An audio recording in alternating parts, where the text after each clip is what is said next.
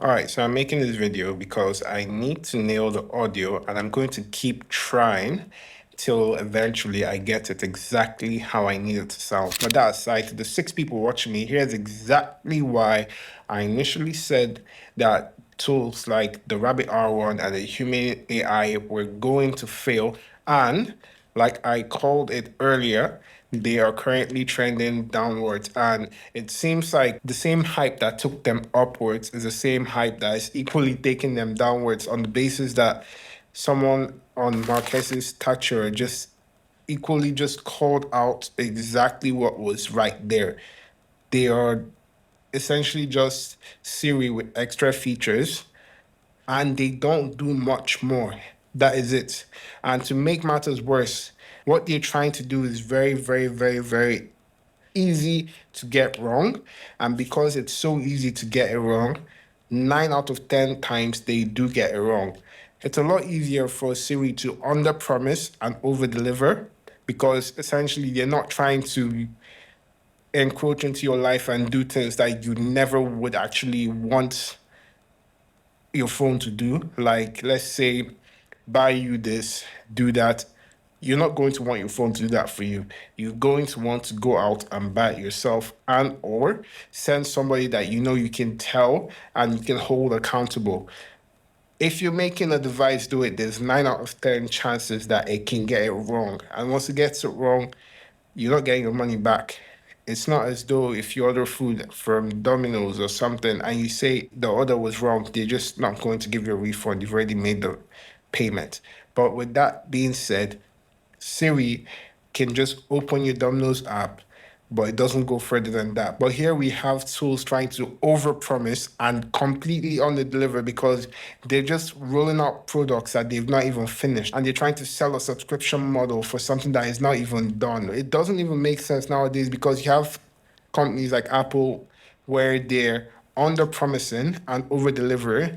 Even if the prices are incredibly high, it's still the basics of under promising and over delivering at the end of the day. With such emerging technologies such as AI, you have companies that are trying to ride the wave by over promising, trying to inflate stocks, trying to inflate their value in hopes that they can just sell out before they actually have to release something tangible and get somebody to essentially be stuck with their concept, which is not a good idea.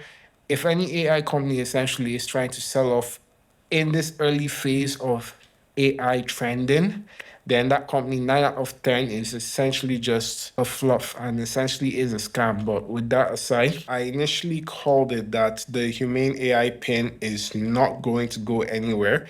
The Rabbit R1 is essentially just Siri with extra steps, and those extra steps are just misnomers. You have it being able to order things from Amazon, and from what I'm seeing, it gets those deliveries wrong. There's either one or two things that you end up having to do yourself, which is a lot longer because it doesn't have a touchable screen.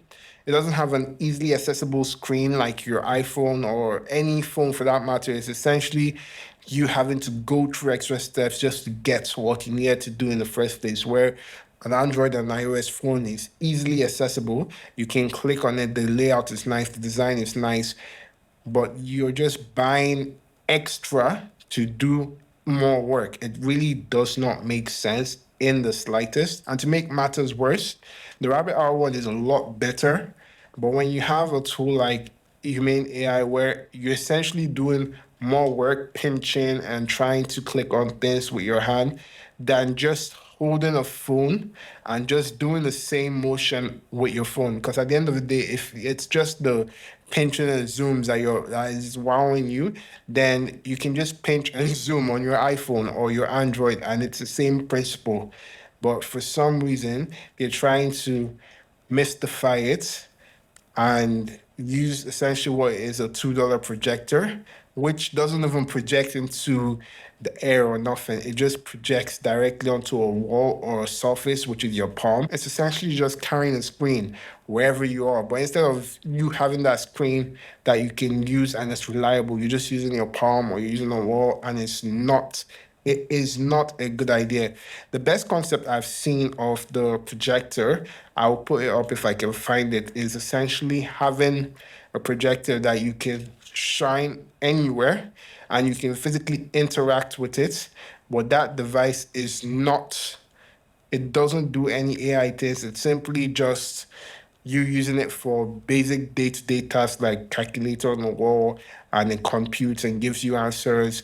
It doesn't go and overpromise and underdeliver. It simply, and this technology was in 2008, 9 when I saw this, where somebody invented a technology where you could easily just shine like a projector that you could interact with on the wall.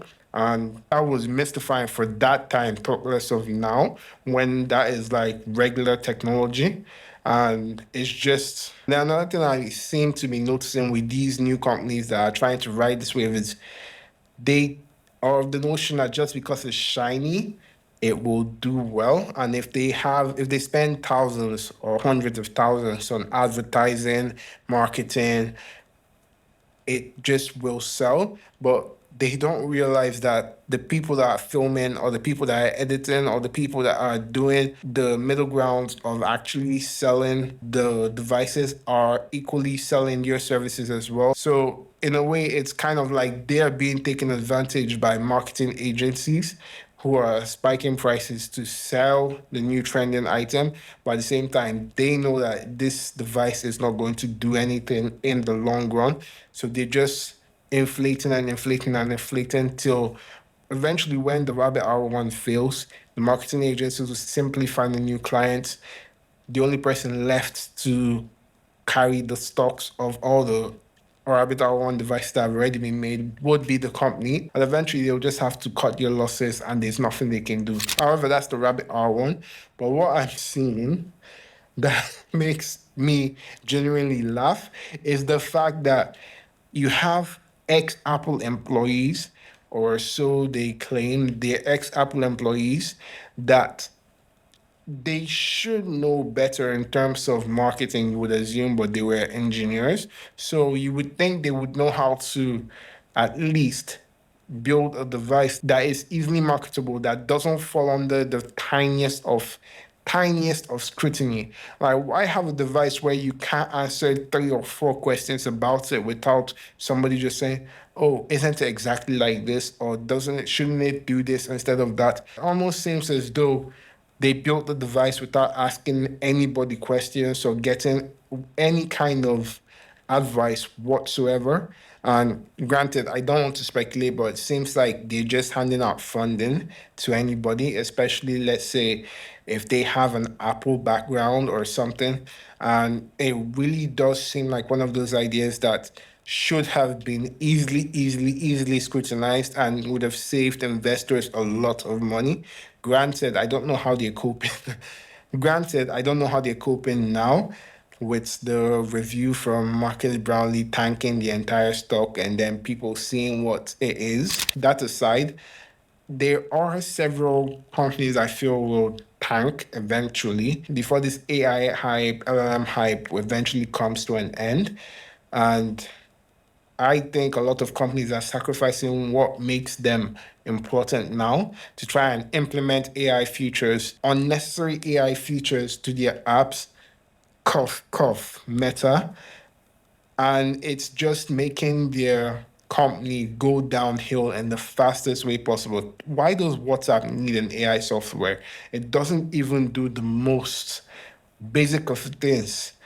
It really is just there for what, data mining. What I don't understand, they already have a lot of lawsuits for them taking your data off Facebook and Instagram. And WhatsApp is supposed to be their only safe option that they can kind of sprout in terms of saying that they have some kind of protection against your data, because WhatsApp has this encryption. But at the same time, they just blow it all away when they say they're adding an AI tool to WhatsApp. For what reason? I don't know. And I know for a fact there was no consent added to anybody when you were downloading WhatsApp to use this new AI tool.